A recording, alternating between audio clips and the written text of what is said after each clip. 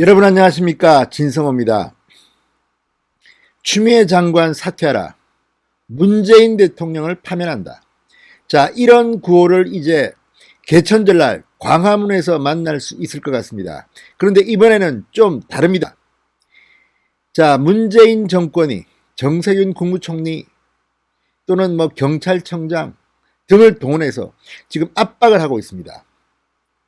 차량 시위도 걸리면 면허 취소시키겠다고 협박을 하고 있습니다. 자, 법적 다툼은 어떻게 될지 모릅니다. 그러나 이처럼 강력하게 문재인 정권이 개천절 집회를 방해하는 것은 그만큼 지금 저들이 잘못한 죄가 심각하기 때문입니다. 추미애 장관 동부지검에서 면죄부를 받았습니다. 그렇지만 수사 결과 발표에서 충격적인 사실, 추미애의 새빨간 거짓말이 드러나고 말았습니다. 이 문제는 어쩌면 서울 고검에서 다시 수사하게 될지도 모릅니다. 이런 가운데 북한군의 대한민국 민간인 총살 화형 사건이 터졌습니다.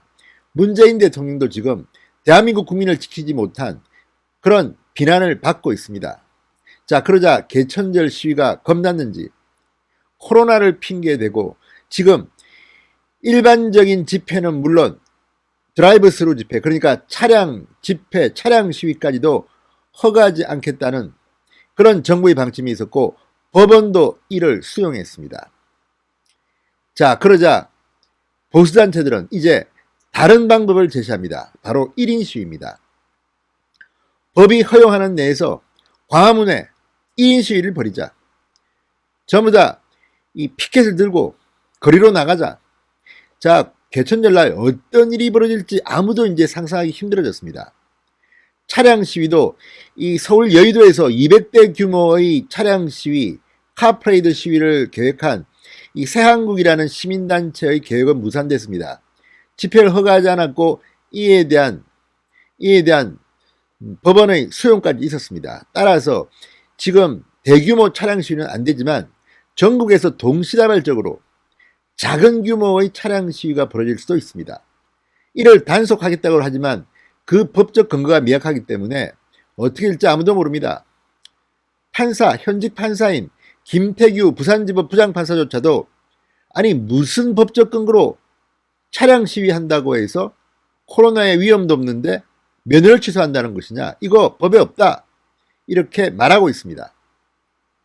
따라서 개천절 문재인 정권 규탄 시위, 추미애 사퇴 시위는 이제 깜깜이 게임으로 넘어갔습니다. 어떤 일이 그날 벌어질지 아무도 모릅니다.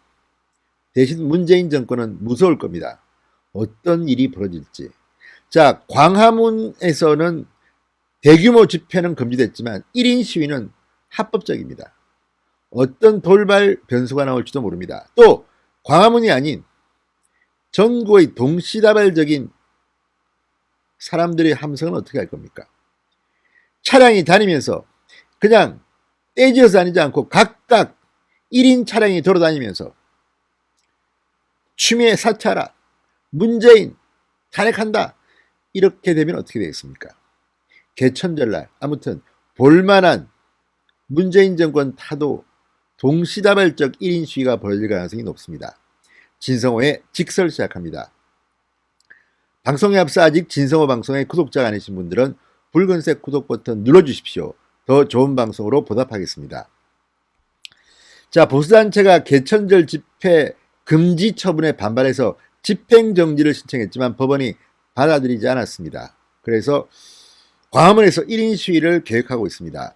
서울행정법원 행정 13부 장낙원 부장판사는 29일 최인식 8.15 비상대책위원회 사무총장이 서울 종로경찰서의 5개 집회 금지 통고 처분에 대해서 집행정지 신청을 했는데 기각해버렸습니다.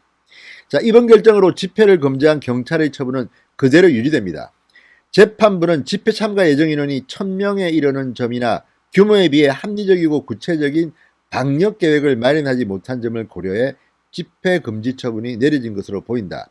집회의 자유를 침해하는 사례에 해당하지 않는다고 판단했습니다. 자, 법원의 이런 판단에 대해서 8.15 비대위는 1인 시위를 계획하고 있습니다. 최인식 비대위 사무총장은 다음 달 3일 개천절에는 법이 허용하는 범위 내에서 집회 방법을 찾아 함께 할 수 있도록 제시할 것이다. 광화문 광장에서 각자 전할 말을 적어 1인 시위를 하기로 결정했다고 말했습니다.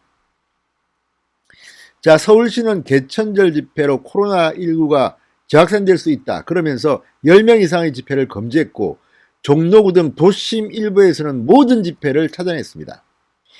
경찰도 여기에 맞장구를 쳤습니다. 자, 어떻게 그러면 1인 시위가 벌어질까?